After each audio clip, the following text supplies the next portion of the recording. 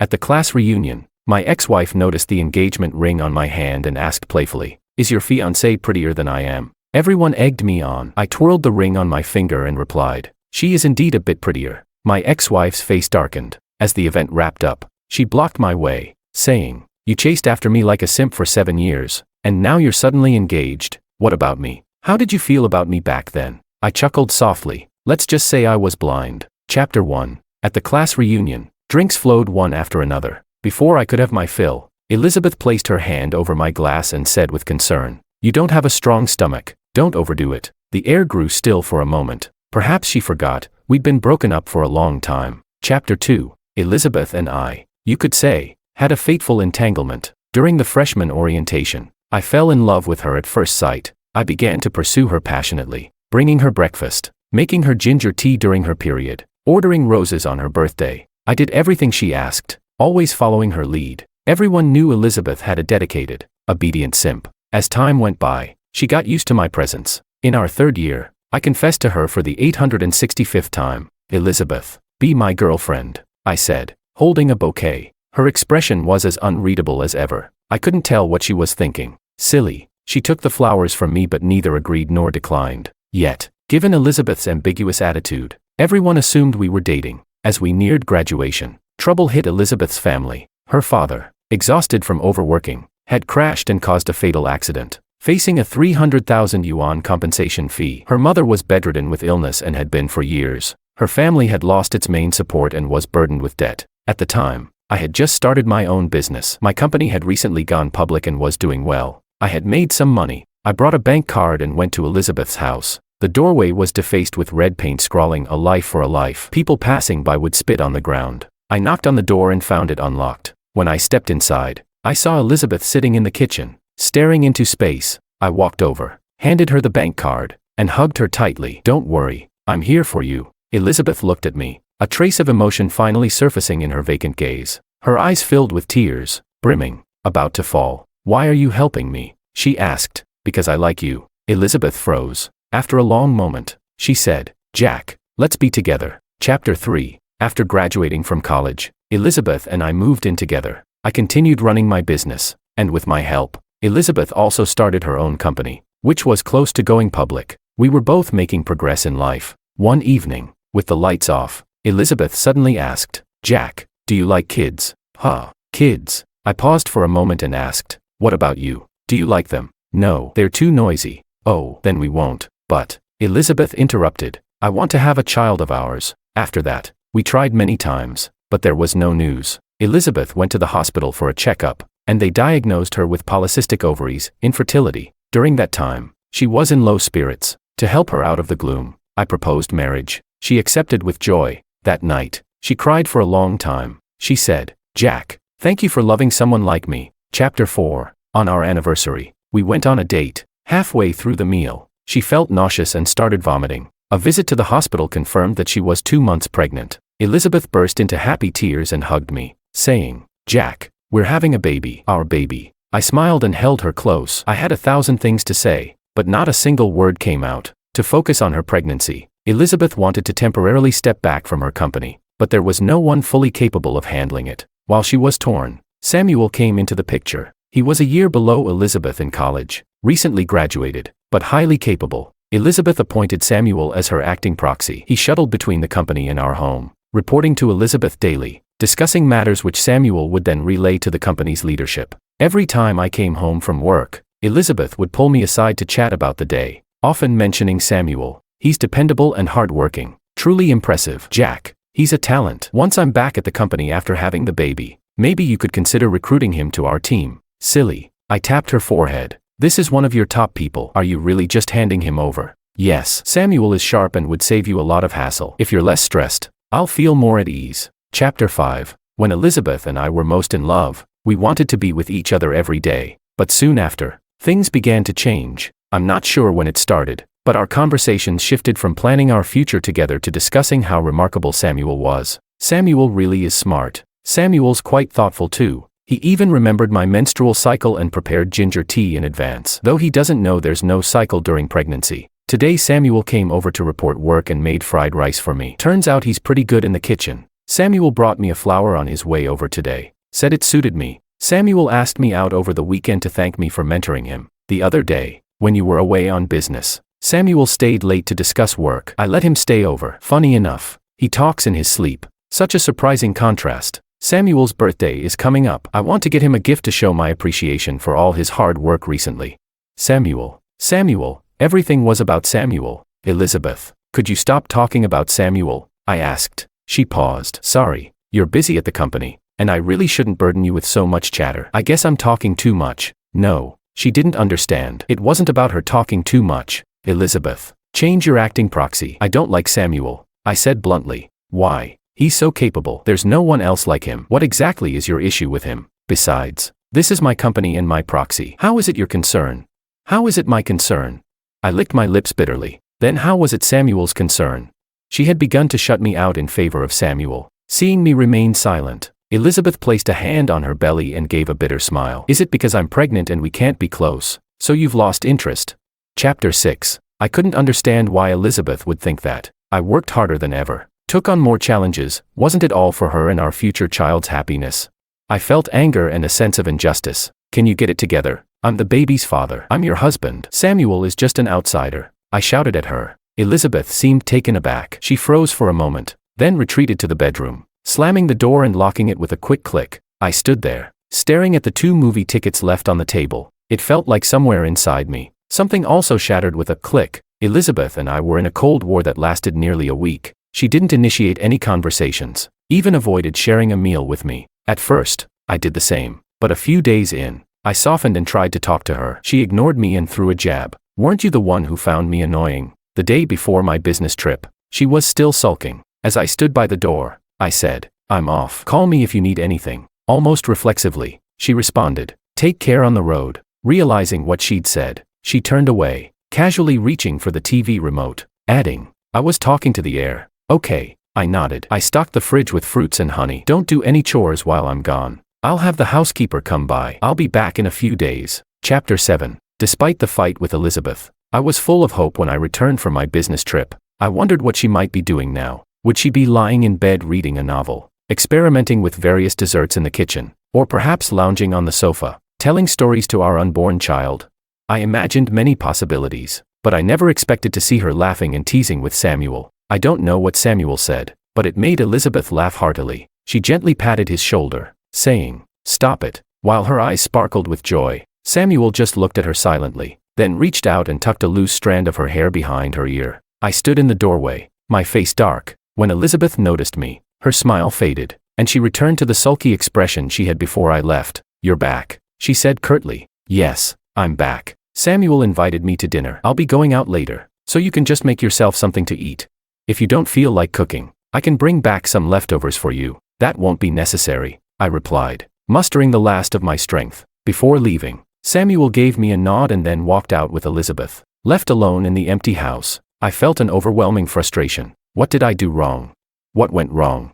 We were fine before this. We were truly in love. Could love really just fade away? I felt so tired. Maybe it was time to let go. I sighed and made myself a cup of instant noodles. I thought, it was time for us to have a serious talk. Chapter 8. When Elizabeth returned, I handed her a glass of honey water. Elizabeth, I have something to say. I'm tired. Let's talk tomorrow. I think we need to clear this up as soon as possible. It won't take much time. Elizabeth set down the glass impatiently. Can't you be a little considerate? I walked a lot today. I'm exhausted. Elizabeth. Jack, she interrupted. Can you stop being so unreasonable? I don't know what's gotten into you lately. Whether it's too much pressure or you just don't love me anymore. But you're always snapping at me, even ignoring me sometimes. And now, out of nowhere, you want to talk. What do you want to talk about? Are you planning to discuss divorce? Or maybe custody of the baby? Jack, don't you see that our life has fallen apart? I stared at Elizabeth in disbelief. Elizabeth, what do you even think of our marriage now? She didn't respond to my question, only said, Jack, we both need some space. Over the next few days, our relationship grew even colder. One day over dinner, Elizabeth casually told me, Samuel confessed his feelings to me. My chopsticks froze midair, and the food fell onto the table. What? What did you say to him? I don't know. She shook her head. My mind is a mess right now. Jack, I'm afraid rejecting him outright would hurt him, but I can't let go of you and the baby. Her voice trailed off until it faded into silence. Looking at Elizabeth's downcast expression, I couldn't hold back my frustration any longer. Chapter 9. Elizabeth, do you even want this marriage anymore? I set my chopsticks down forcefully on the table. Elizabeth was stunned. After a moment, she stood up, slamming her hands on the table. Why are you yelling out of nowhere? You mentioned Samuel's name constantly. Now he's confessed to you, and you're worried rejecting him might hurt his feelings. Who the hell is your husband? Jack, are you out of your mind? Yes, he confessed to me, but what does that have to do with me? I hired him as my proxy. It's all work-related. So I mentioned his name a few times. What's the big deal? Do you really need to overthink this? You go on dates with him, have meals with him, watch movies, fool around on the sofa. You indulge him time and time again. Elizabeth, you're lying through your teeth. You call this work? Tell me, does this look like work to you? Jack, Elizabeth shouted my name. You don't trust me. How am I supposed to trust you? We were at an impasse, and the door clicked open. Samuel stood in the doorway, looking between us. What's going on? I sneered, pointing at him. You gave him a spare key, too, Elizabeth. Wow, just wow. Elizabeth ran her hand through her hair, exasperated. Jack, I don't get it. Back in college, you chased after me tirelessly, even going so far as to buy breakfast for my flings and deliver running shoes for 3 years without complaint. And now, you're blowing up over a key. It doesn't mean anything, yet you're making it out to be a big deal. I don't understand. Do you have to pick a fight to feel satisfied? Elizabeth, search your heart and tell me, is this really just about a key?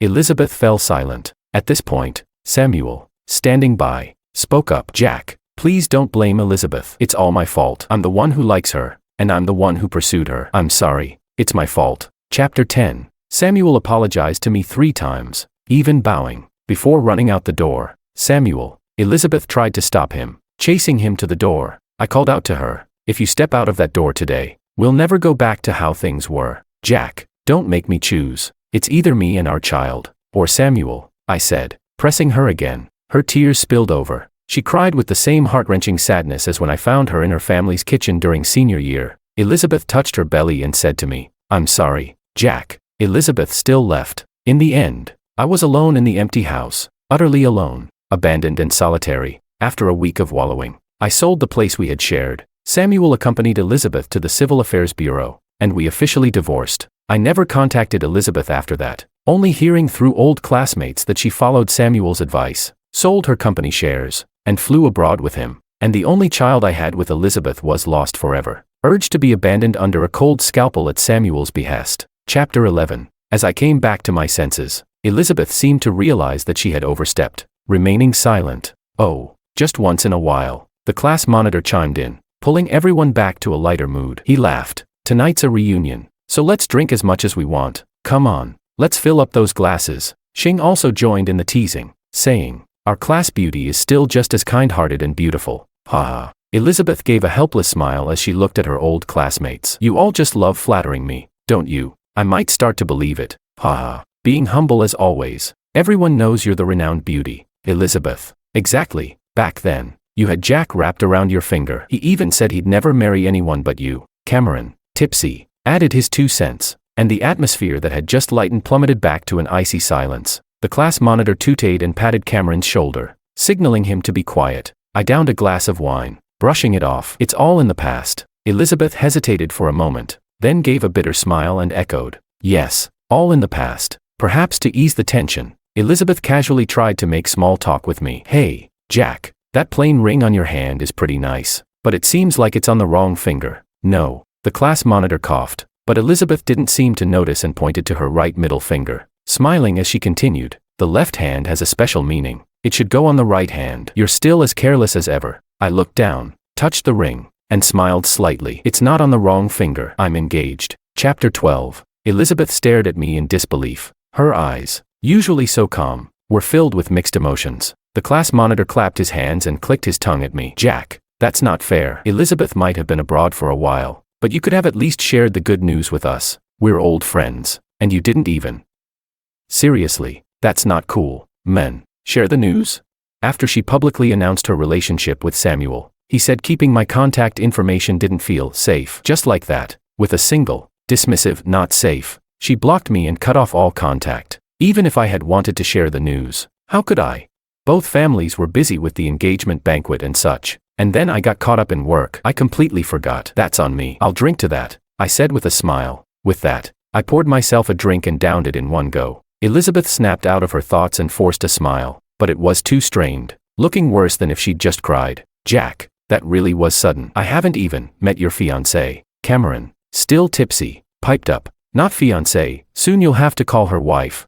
Yeah, I haven't met your fiancée, Elizabeth said, clutching her glass and downing its contents. What's she like? What kind of person is she? What's her personality like? How tall is she? Is she local? Then she added, is she prettier than me? Chapter 13. Seeing Elizabeth's playful question, the class monitor figured she had moved on and didn't avoid the topic of my fiancé anymore. You know, Sophia's not bad looking herself. Yeah, tall, with an oval face, gentle as water. I heard she's a designer too, quite accomplished. Oh, Jack should bring her along one day so we can meet her. Elizabeth forced a smile that looked painfully unnatural. She's really that pretty. She is indeed a bit prettier than you, I replied, twirling the ring on my finger with a smile.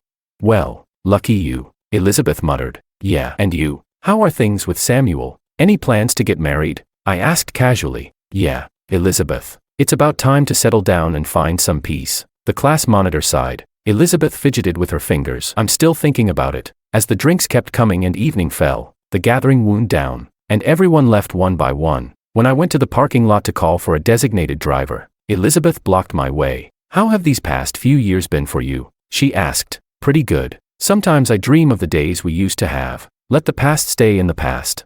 Jack, do you really have to be so cold toward me? I couldn't quite understand Elizabeth's intentions here. She had a boyfriend, and I had a fiancé. Alone. In the evening, shouldn't we be keeping our distance? Was this really being cold?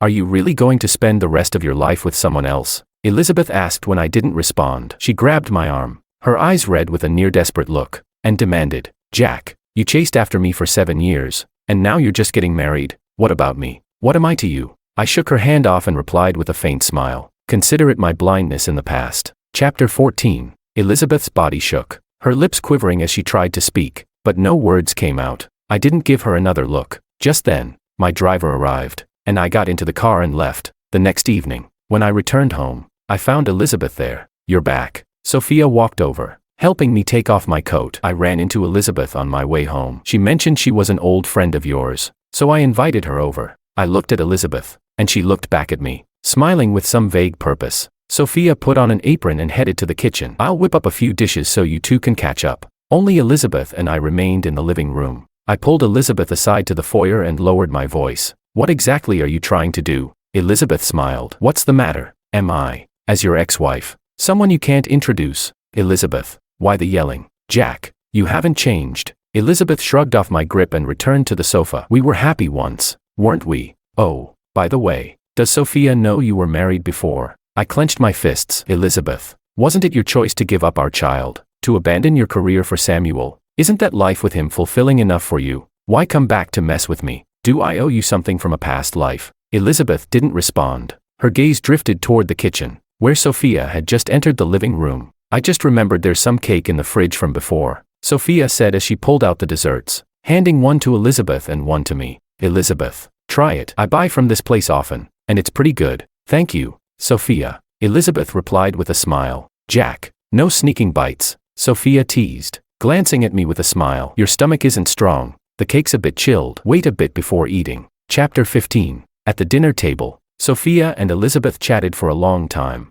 Enough chatting. It's getting late. Elizabeth should probably head home. Wouldn't want her boyfriend to worry. Right, I said, glancing at Elizabeth, subtly hinting that it was time for her to leave. Elizabeth, however, had no intention of leaving. She held Sophia's hand. It's fine. I'm currently single, so it doesn't matter if I go home a bit later. Sophia and I just hit it off, and I'd love to keep chatting. Sophia, aren't you planning on finding a boyfriend? Or are you a bit of a skeptic about marriage? No. Elizabeth shook her head. I've been in relationships before. One of them ended recently. And before that, well, I was married, but we divorced. She shot me a challenging look. Ah, I see.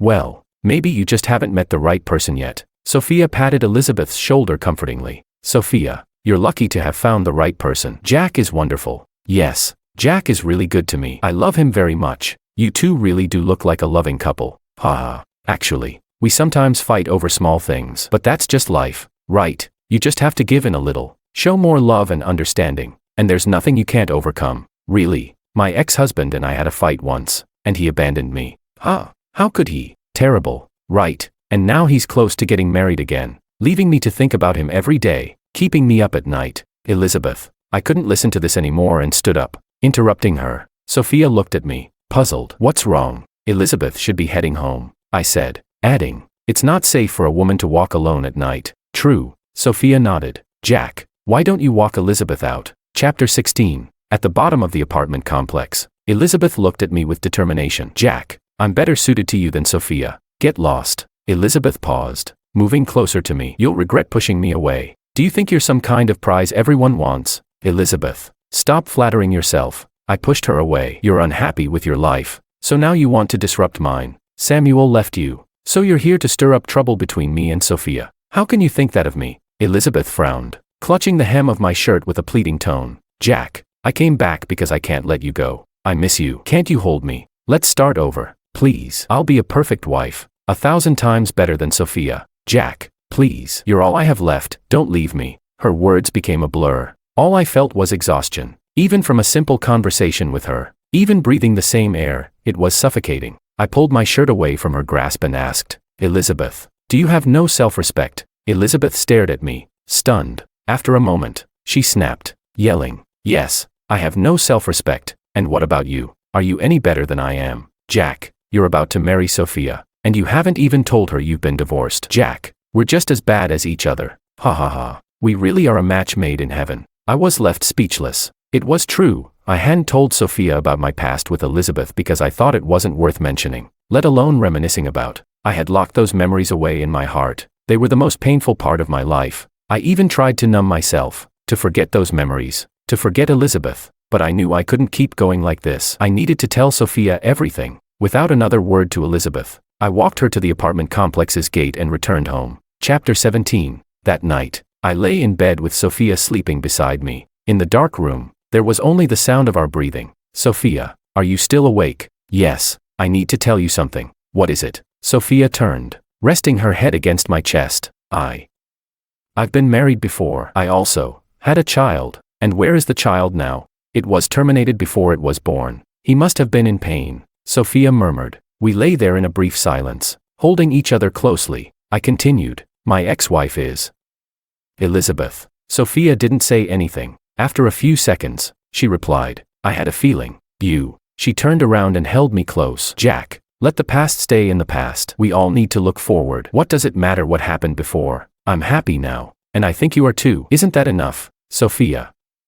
I hugged her tightly. At that moment, words were unnecessary as we held each other in silent embrace. Sophia's fingers traced softly along my face. Jack, I actually have something to tell you too. Go ahead. I'm pregnant. At that moment, time seemed to stand still. I'm going to be a father. Yes, you're going to be a father. Sophia smiled. Mr. Chi, are you ready to welcome this little life? Overjoyed, I held Sophia close and kissed her hair. This is wonderful, Sophia. We're having a baby. Chapter 18. Over the weekend, Sophia planned to visit her parents, saying she wanted to chat with them and share the pregnancy news. I felt uneasy, wanting to go with her, but she shook her head. Aren't you working overtime this weekend? Don't worry, I'll be fine on my own. I don't want to be a burden. After Sophia left, I went to the office to handle some business, getting so busy that I lost track of time. By the time I was ready to head home, it was already 10 o'clock at night. I packed my things, but suddenly heard footsteps. At this hour, who else could still be here?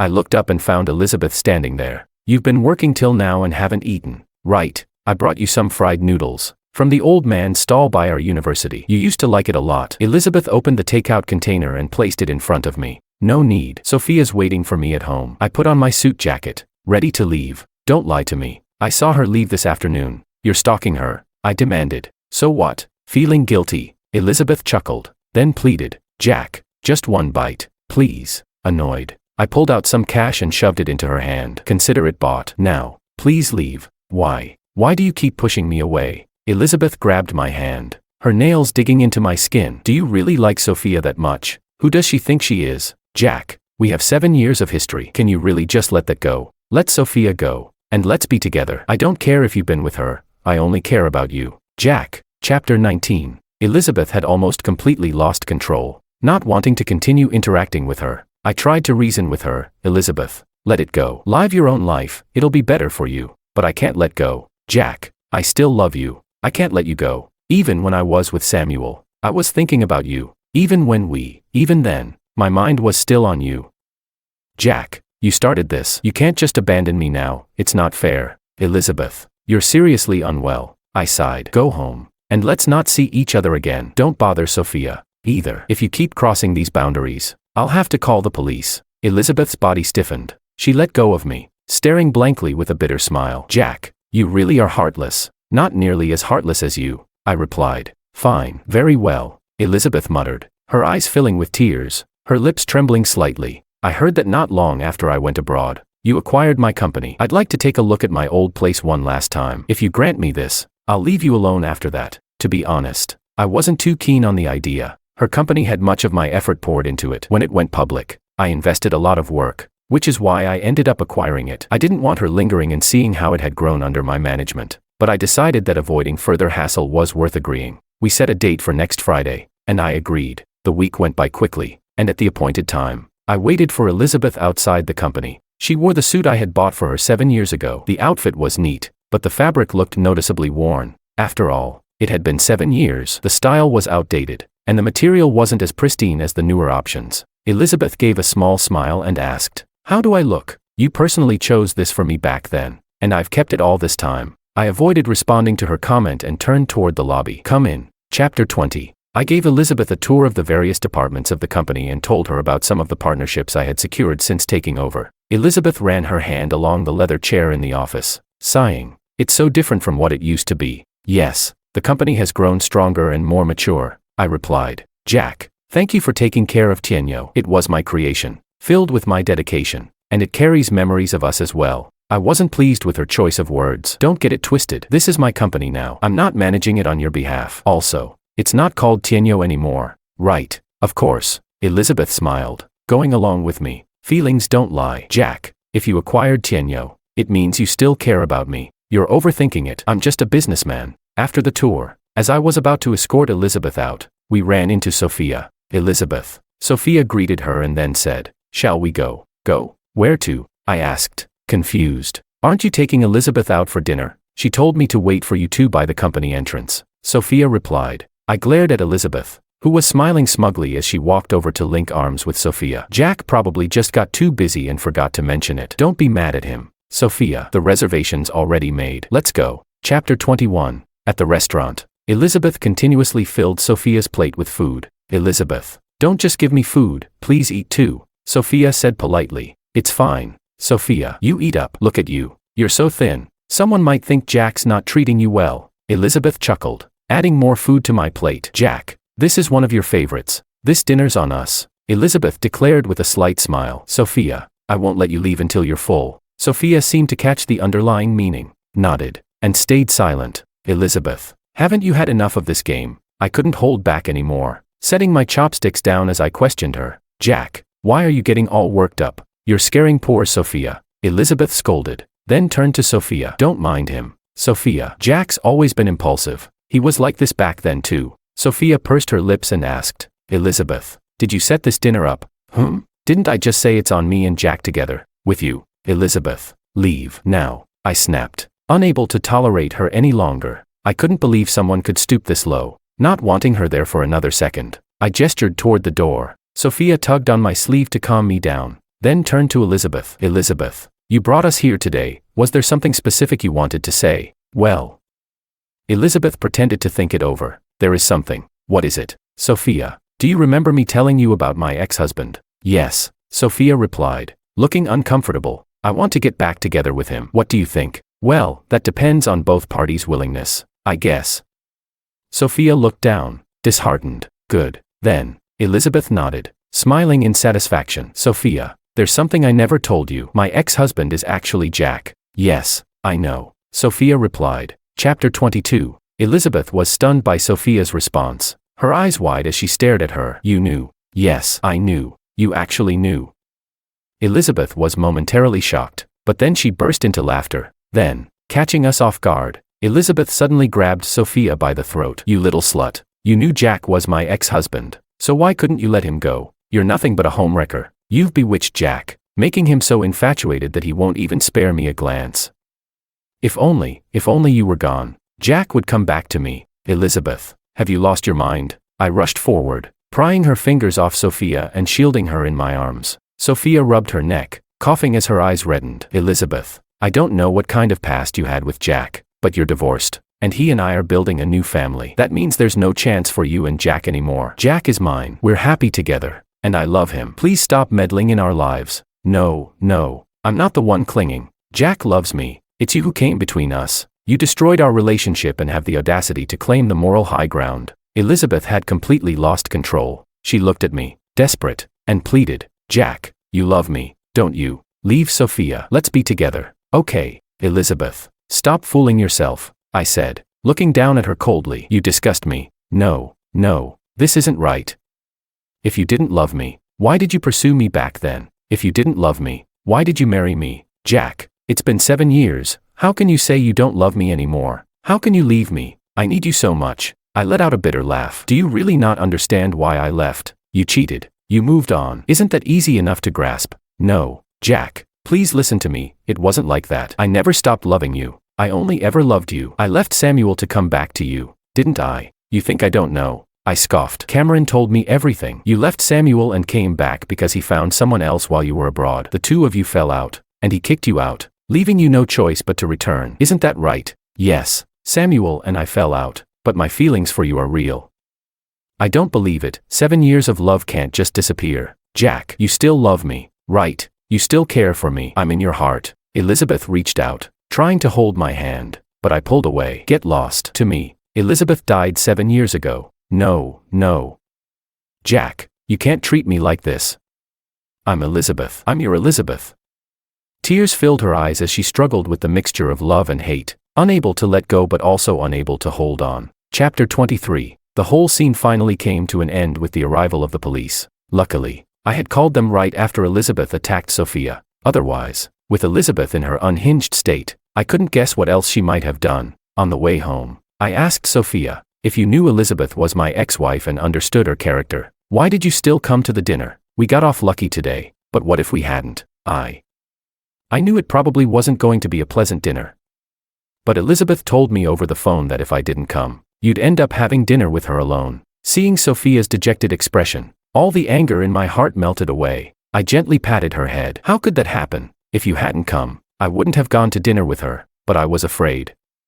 You know, when Elizabeth mentioned wanting to reconcile with you, I was really scared. I was afraid you might still have feelings for her. If that were true, I couldn't hold on to you. But at the same time, I didn't want to let go. As Sophia spoke, tears began to fall. I wiped her tears away. You looked so composed at the dinner table. I thought you had it all under control. What would you have done if I really agreed to get back together with Elizabeth? Would you have just let me go? What about the baby? What about yourself? I don't know. I still want to be with you, but I couldn't be that selfish. Silly. I held her close. We should talk about everything together from now on. Don't shoulder things on your own. Didn't you say that marriage is all about the little things? About being simple and honest? If we keep hiding things, how can we ever truly connect? Sophia sniffled, managing a smile. You're right. Chapter 24. After we got home, the police informed me that Elizabeth had been officially detained, even in custody. She continued to act out, going so far as to curse at the officers. When she was released, they forced her to undergo a mental health evaluation, where she was diagnosed with severe depression and anxiety. Since that incident, I haven't seen any trace of Elizabeth. Cameron later mentioned that she had desperately tried to reconcile with Samuel, but he had only been with her for fun. Now that he was thriving abroad, there was no chance he'd take her back. With nowhere to go, Elizabeth spent some time in the harbor city. At the next class reunion, Elizabeth didn't attend. Eventually, she faded from everyone's memory. She was left behind, forgotten, as nothing more than a distant memory.